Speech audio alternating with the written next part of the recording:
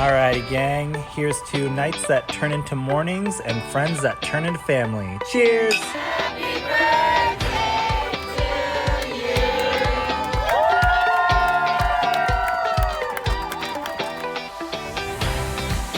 Hello. Welcome to the Friendship IRL podcast. I'm your host, Alex Alexander, and each week we explore what's working and what's not in our friendships, community, and connections. Have you ever wished you could sit down and have a conversation about what is really going on in your friendships? Well, you found your people. Join us as we dive into real-life stories and explore new ways to approach these connections.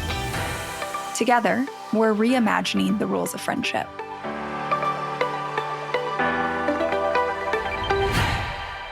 What if I told you that the feeling you've been avoiding, rejection, could actually be the key that unlocks deeper connections, better relationships, and a more authentic life? I know that sounds completely backwards, but today's guest is going to flip everything you think you know about rejection on its head. Tanesha Moody is a speaker, writer, and founder of Full Out Coaching with a background that's anything but traditional. She went from calling cues as a professional theater stage manager to leading global events for companies like Under Armour, Disney, and Salesforce. Talk about a career pivot.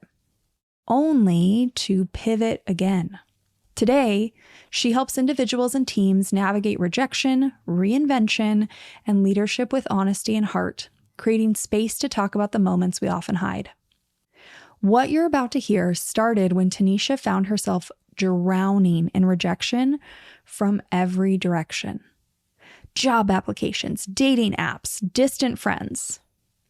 Instead of retreating, she got curious and discovered something that changed how she approaches rejection, relationships, and showing up in general. We're diving into a reframe that will change how you see every interaction. We talk about micro rejections, like when that stranger doesn't smile back at you in the store. Rejection parties, and how seeking out rejection daily can make you braver and more connected. If you've ever held back from reaching out, applying, or sending that text because you fear the no response you're going to get, this conversation will give you a completely new framework. By the end, you might be seeking out rejection and setting your own daily rejection goals. Hi, Tanesha. Thanks for joining us today on Friendship IRL. Yes, thank you so much for having me, Alex. It's so great to be here. You know, I've said this to you a few times now, but I think I say what you say, but with like 12 paragraphs. And you have gone through this entire journey, and now you have so much clarity around it. And I'm just really excited that you're here to share with everybody today. Can you talk a little bit about your journey with rejection? And especially, let's just start with where it started. How did you start this journey with rejection? Definitely. Yes, thank you so much for asking this. And it really started at a time in my life where it just felt like rejections were coming from everywhere. Everywhere they were coming. They were coming from just being laid off from a job that I thought I was going to be at for years to come, that I was going to make my career out of for the rest of that. And I was putting job applications out, so some of those were going unanswered, or I would get super far and then they were like, oh, you have to pivot. So it felt like rejection from that. There was dating rejections. I'd gone through a breakup maybe about a year before or so. So of course I'm on the dating apps. So rejections coming from that, from swiping left, or I swipe right on somebody, they swipe right too, and then you don't hear anything. And then to top it off, it felt like rejections were coming even from friendships too. I was feeling like some of them were distant. I'd reach out to people, not hear back, or I would hear back in a way that didn't really support me. So that's really kind of how it started. It wasn't just one area, it was all of them. And it felt so heavy. It felt so personal. It felt like, goodness, is it me? And I was just so tired of it, honestly. Like dealing with that disappointment, the hurt, the sadness, and honestly, that's kind of where it started for me because I was so curious, like, is it me? Am I doing something wrong? Am I Yeah. too much? Am I not enough? All of those things. Oh, those phrases. Those Yeah. phrases that we all think sometimes. I mean, honestly, I was up last night. I had so much anxiety last night for some reason. I don't normally wake up in the middle of the night, but my brain was just racing and I was having those thoughts like literally 12 hours ago, maybe 9 hours ago. Yeah, it's wild what our brain starts thinking. And as I was listening to you talk about all those rejections, what was really hitting me is it's such a mix of big rejections, right? Getting laid off from a job. And then all these little like micro rejections. Yes. That's what I call them too. But, oh, is it? Yeah. Oh, I love that. But listening to you talk about it, like one of those micro rejections could have felt as big as a layoff. Like it seems like a small, just like another one in the pile, but they can feel so different. And when you add all that together, like maybe sometimes people get to the point where you were at, where you just felt like it was coming at you from all sides. But I'm like, man, I don't know. Now that I'm thinking about it, I'm having a lot of rejection just in normal life, not even in a season that I feel like I'm like we are surrounded by rejection every day, whether we're acknowledging it or not. That is so true. That is so true. And for me, how I define rejection is basically anytime you put something out there, an offer, and you hear no when the answer could have been yes, that to me is rejection. That is my definition, and it makes it a little bit clearer for me to understand like, was I actually rejected or was there something else? And those offers could be something small, like, oh, I smiled at my neighbor today, and Mm-hmm. they didn't smile back. And that's when I think about, oh, that's a micro rejection. Like you put out an offer into the world and you got a no, or you got like, that's okay. And that feels like a rejection to me. Yeah. I mean, the neighbor is such a good example. Do you have any other examples of, I guess, what you would think of as a micro rejection? Yeah, honestly, so many. Yeah, And so many. I feel like they're kind of the ones like the really subtle ones. Sometimes when maybe you say something, especially like in the group chat with your Yeah. friends or like you're out of the happy hour and there's no like response to it. And it Mm, was an opportunity to respond to it. It's different if it's like, this is just the end, like I'm finished. But like if that offer was something like they could have gone a little deeper with it, or it could have acknowledged it, or just a head nod, something. Those feel like micro rejections too, because it's an offer right there, but you didn't get a yes or a no from it. I mean, when you phrase it that way, we really are experiencing rejection all day long, all the time. Or, or we're not because we're holding back, Hmm. right? Because I can think of a time where maybe there's something I thought about sending in the group text, and then I didn't know how it would be responded to, so I didn't send it because I didn't want that micro rejection. So even though I could be like, oh, well, it's just a text message, right? I could brush it off. There was something there. I'm Yeah. just pointing this out because I think that calling out these micro rejections is so important because when we think of rejection, I think most of the time we think of these big things. And a lot of what's talked about when it comes to rejection is the big things, right? Like put in the job application, submit the paper, put your name in the hat. And yes, you can hold yourself back from that, but you also can hold yourself back from all these little tiny moments of connection. And to me, I just hadn't really thought that deeply about that before we hopped on this call. And now I'm like, wow, my mind is a little blown by the number of opportunities for rejection in our day. Yeah.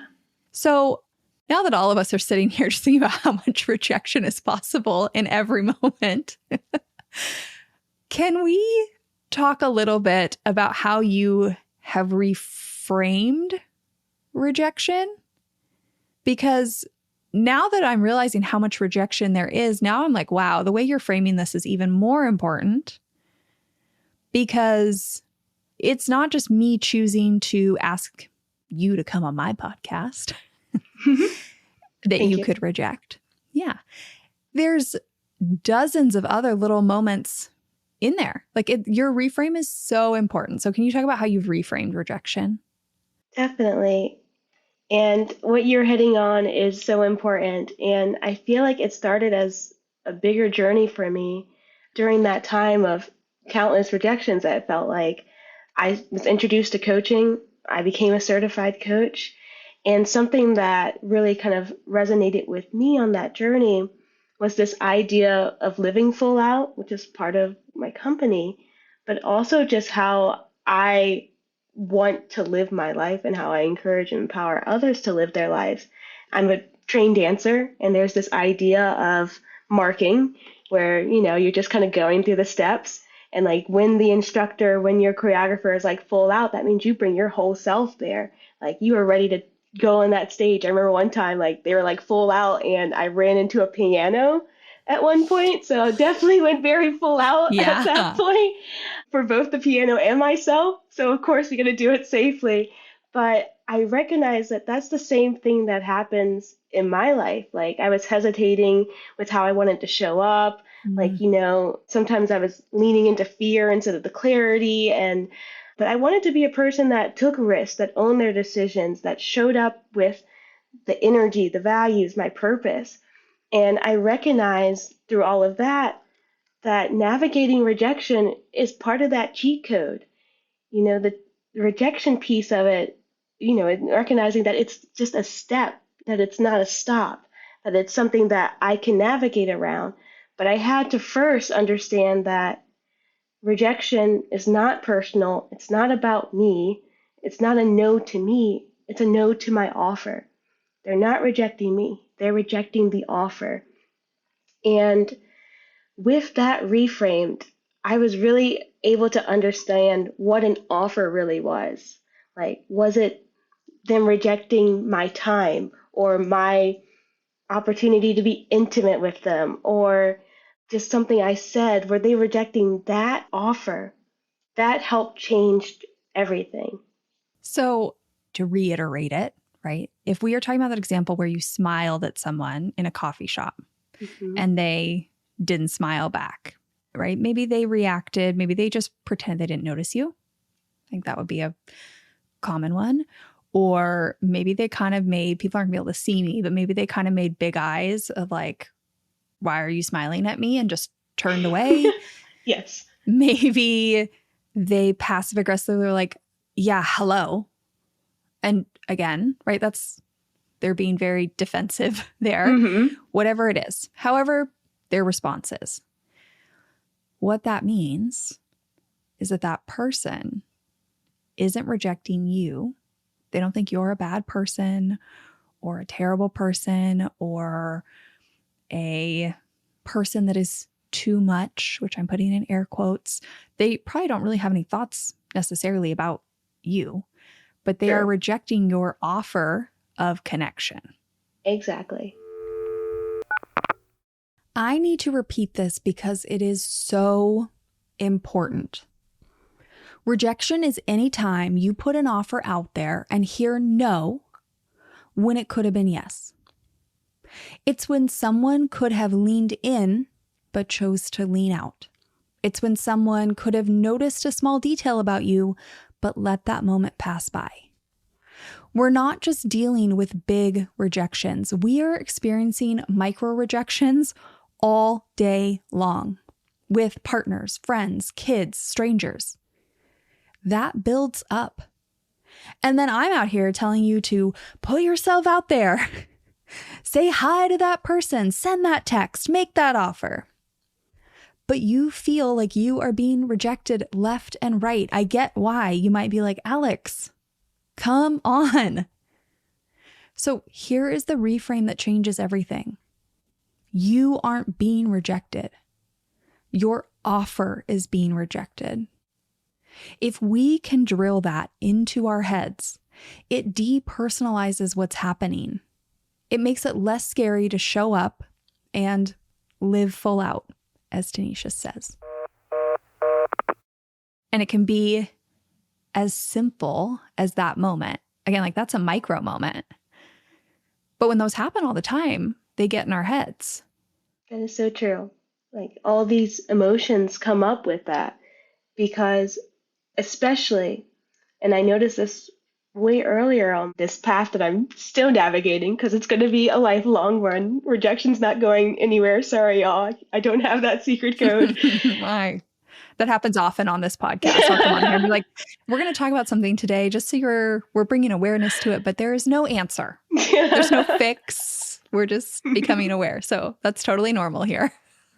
Definitely. But I definitely noticed though, like those micro rejections and the bigger rejections, they always hit the hardest when I was unclear of who I am. Like who I am at my core, what my values are, what my intrinsic value is, how I identified as a person, because it was so easy to wrap it up like, I'm an African American woman, I'm black. Like, oh, they didn't smile at me because I'm black. Like, come on. That's not what happened. Well, maybe, you never know. But like, that's not, again, like what was at the core of it. Like, even if that was the reason, that's still a no to my offer, not to me personally. Because there's tons of black people, there's tons of women out there, there's tons of fabulous people, and there's me. And they don't know who I am. No one truly knows who that person is except ourselves when we do that work. When you're now leaning into this journey of like seeking out rejection, can you give me some examples of like ways you are seeking out rejection? Yes. I kind of would probably divide it and conquer it into like buckets and themes. In terms of like my friendships and my relationships with my family and my community, my favorite way to put myself out there, to put an offer out there, is usually to reach out via text. I don't like to text, but I know that like sending a quick note, randomly inviting people out, maybe on a day where like they might or might can't do something, which will result in a no. That's something that I do pretty much every day. Every day I try to like reach out to somebody and put just something out there that could receive a yes to your offer or a no to it. In addition, being an entrepreneur, there are tons of opportunities to pitch to individuals, to cold call, to reach out to dream clients, whether that's an email or an application or a submission. Do those all of the time as well in terms of any kind of business related pieces. I would say those are the ones that I'm continuously seeking out. The ones that, especially for those business ones where I have to submit something, my favorite approach when I'm afraid to do it or like I'm fearful of the rejection is I will push submit and then I'll run away. Like every time. Or I'll run and grab like a glass of wine, like, all right, we're good. We did that. A nice gin cocktail. We did that.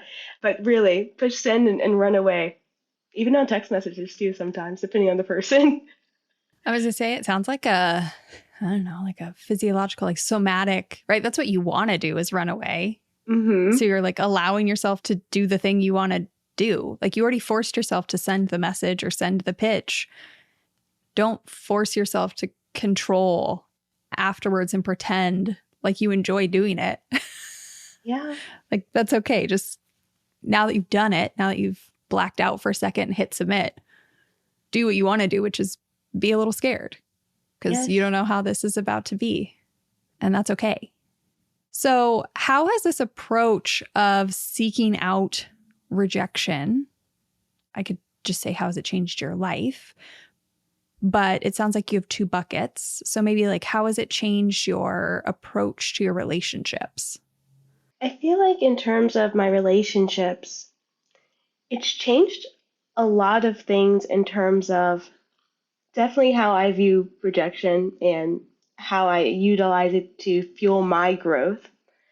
But also within my friendships, I've been a little bit honest with some people and transparent about what's going on too. And being willing to share with them, like, hey, like when that happened, I felt rejected. It felt like you rejected my offer. Being willing to put that out there, to be vulnerable in that space with them, has allowed them to do the same thing with me. And I feel like some of our relationships have grown and gotten deeper because of that. And what's really awesome about that is that it feels like rejection kind of loses its power a little bit.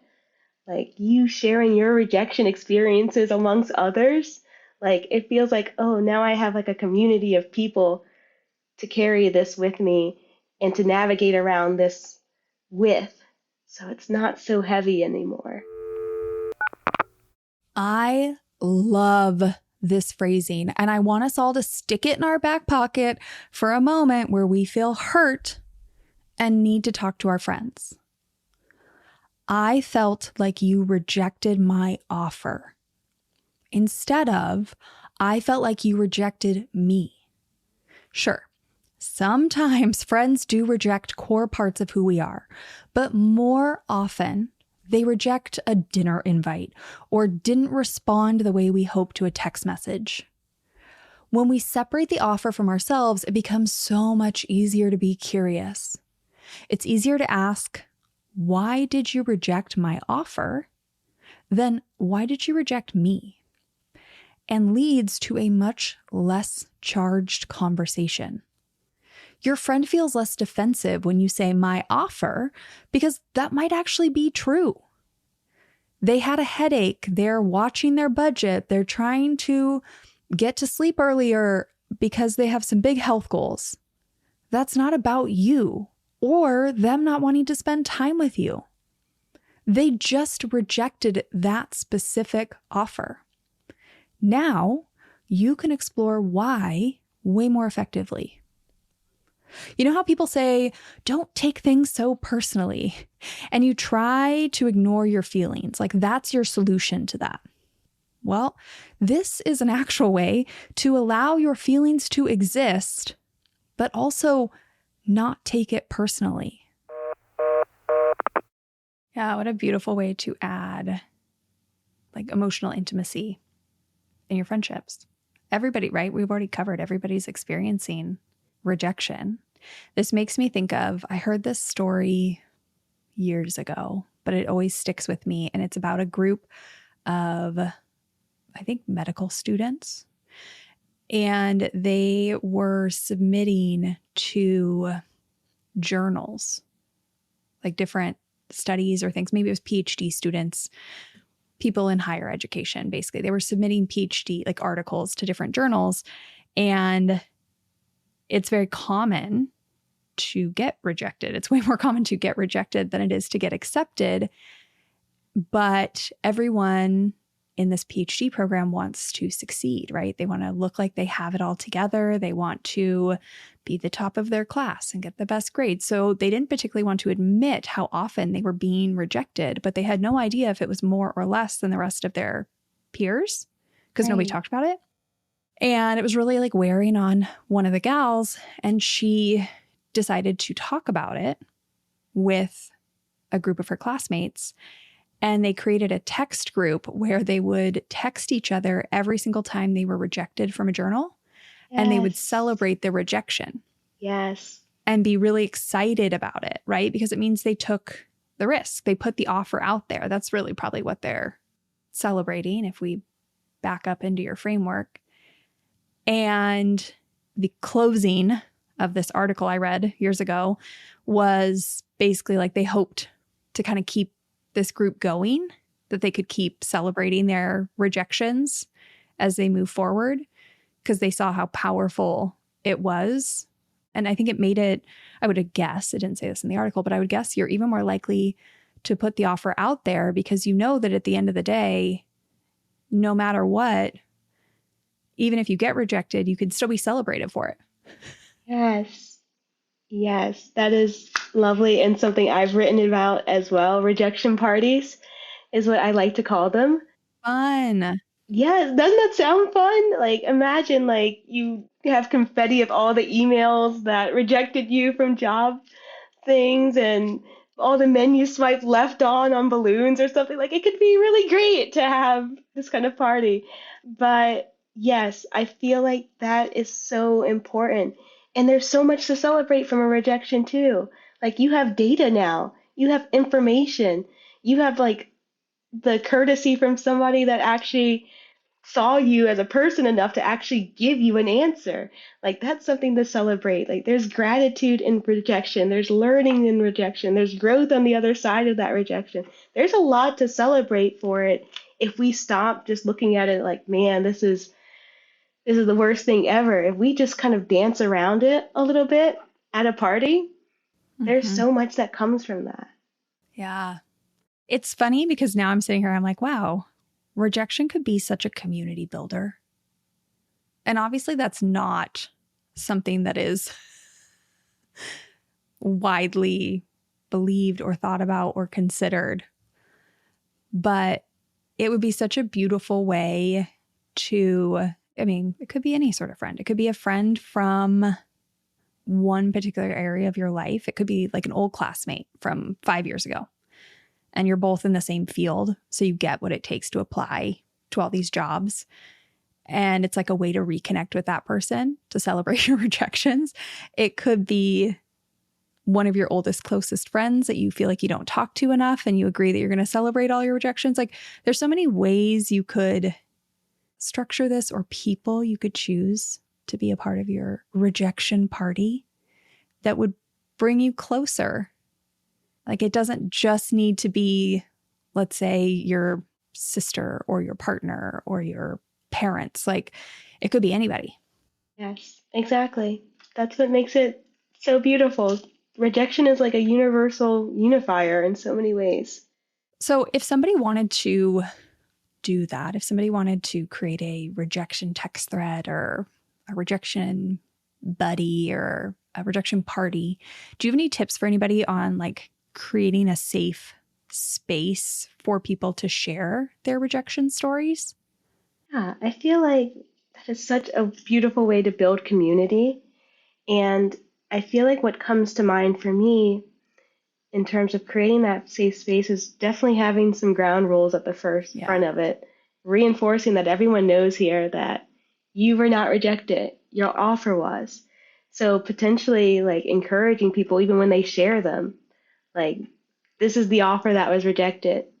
So they're super clear on that at the forefront of it. Maybe even inviting some vulnerability in there. Here are the emotions that came up with it. And really being curious. Like that curiosity piece is what I feel like helps us all to move forward and to recognize like what this whole experience has taught us and what we're celebrating and what we're learning and growing from that. So being curious through asking some questions that are open-ended so they can go ahead and expand from that. I think following those type of things and incorporating that in there, definitely having some fun emojis and memes on deck depending on what kind of approach that you end up taking so that it's easier to just infuse some more celebration into that. I love that idea. Go for it. Please create more of that. There's just so many opportunities. I mean, this is what happens. This is why I love this podcast is my mind is now just a buzz with all the ways that somebody could create this, right? Because it could be about your career. It could be about dating. It could be a rejection group related to parenting, Mm, right? A parents group where you talk about all the moments in your day. Like it might just be a million micro rejections, whether it's your kid rejecting to eat the food they loved yesterday or the rejection of trying to talk to another parent at the playground and they're not having it, yeah. right? Like that could be a way to do this. It could be somebody who's on any sort of goal or journey. I was saying anywhere you're making change, but honestly, anywhere you're just existing. Yes, If you feel like you could use a little community there, this could be the place because it's a common ground. It's a unifier. Everybody's being rejected. exactly. So it's a pretty safe bet that the person you talk to is also experiencing rejection if you're trying to be in with community with them about that. And I hope, I'm just going to say, I hope if you are listening and you decide to lean in and create a text thread or a group or a rejection party, we want to hear about it. Send us a message. Tell us what it is. We want to hear about how you're building community around your rejection because now I'm going to do this. I'm excited. Where am I going with this? So, now we know like you're trying to get rejected daily. Yes. Maybe in multiple ways. Like you might have a career rejection and a connection rejection, it sounds like. What would you say after this many rejections? What would you say is like the most surprising outcome of all this work you've done?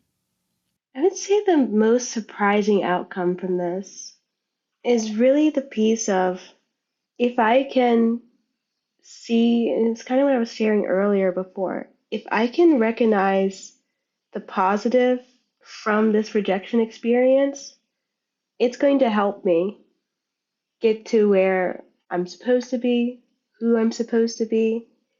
Like, I'm a strong component. I wrote a blog post about this, about rejection advice that sucks. Oh, share more of that. I Yeah. mean, you hear the usual ones, just build tough skin and all those ones, or rejection is just redirection. I personally do not like that one.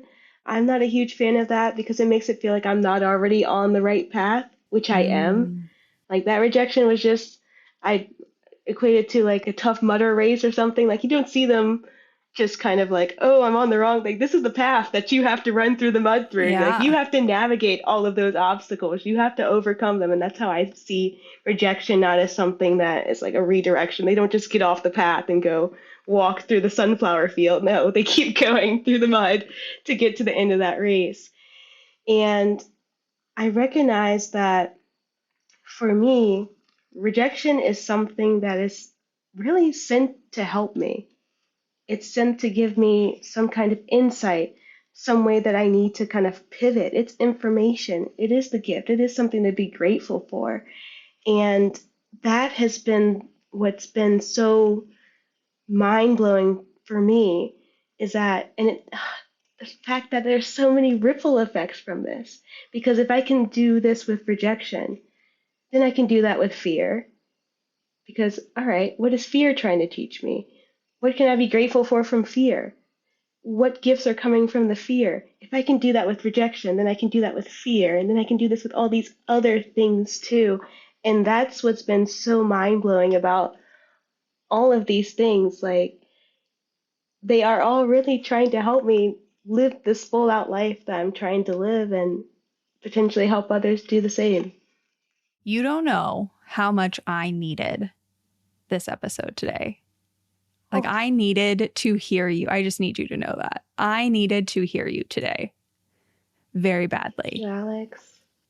because, man, am I stuck in some places?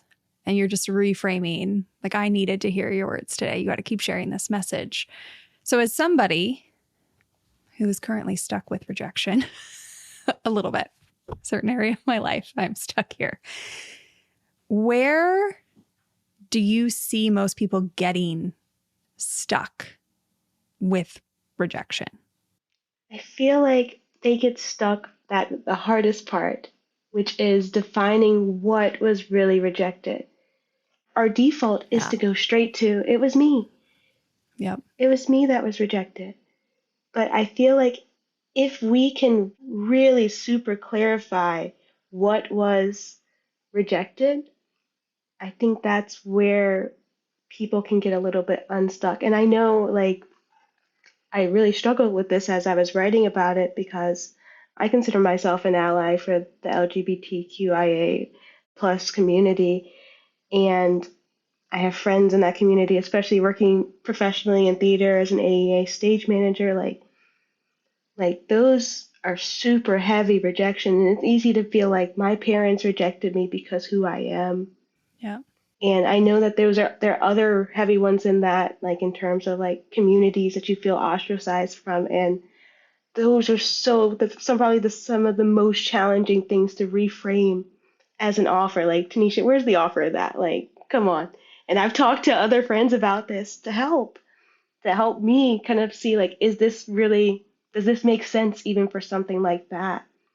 And I know that it hurts to hear this, but potentially, no, yes, again, you were not rejected, but potentially your offer to be a part of the family was.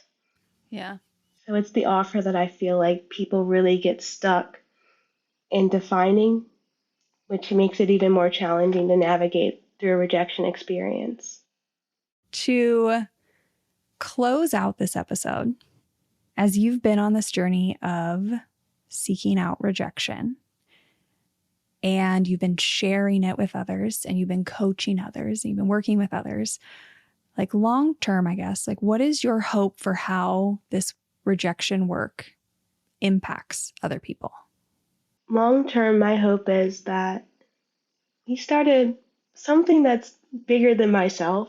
Like, I feel like there's possibilities for this to carry over and ripple in other people's lives. My whole goal, usually, even like when I'm writing, when I do speaking engagements and such, is like, I just hope one person gets positively impacted by this. That one person has a reframe, that one person doesn't see rejection as so heavy and something that they can't leverage to become who they want to be. And I feel like if that one person can go and help somebody else, that another one person, I feel like that's cultivating a ripple of change that is so necessary. And like I mentioned previously, it's not just for rejection, it's for so many other pieces too. And that's really what I'm hoping for. That's what I'm believing for. And even as I finish doing my writing and coaching people through those things, it's really just honestly going back to like just that one person, just helping this one person be able to navigate something that I had to navigate myself. Okay. So I am going to ask one more question then. So if there's that one person who's listening to this podcast today and you want them or you want to encourage them to start practicing this reframe that rejection isn't about them, the rejection is to their offer. What is one way that somebody could start practicing that in their daily lives? I believe it starts with curiosity. Being curious about what was the offer that I made? What offers do I want to make?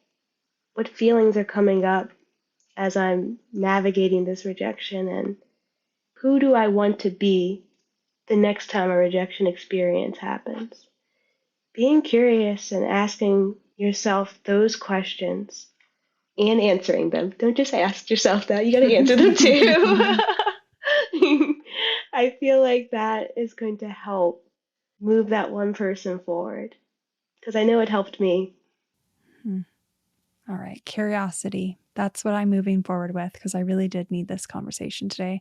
Tanesha, thank you so much for coming on the podcast. I'm just really grateful for this reframe for everybody, but for myself too. I really appreciate your work. Thank you so much, Alex. It's been such a privilege. I'm so grateful. I have to be honest.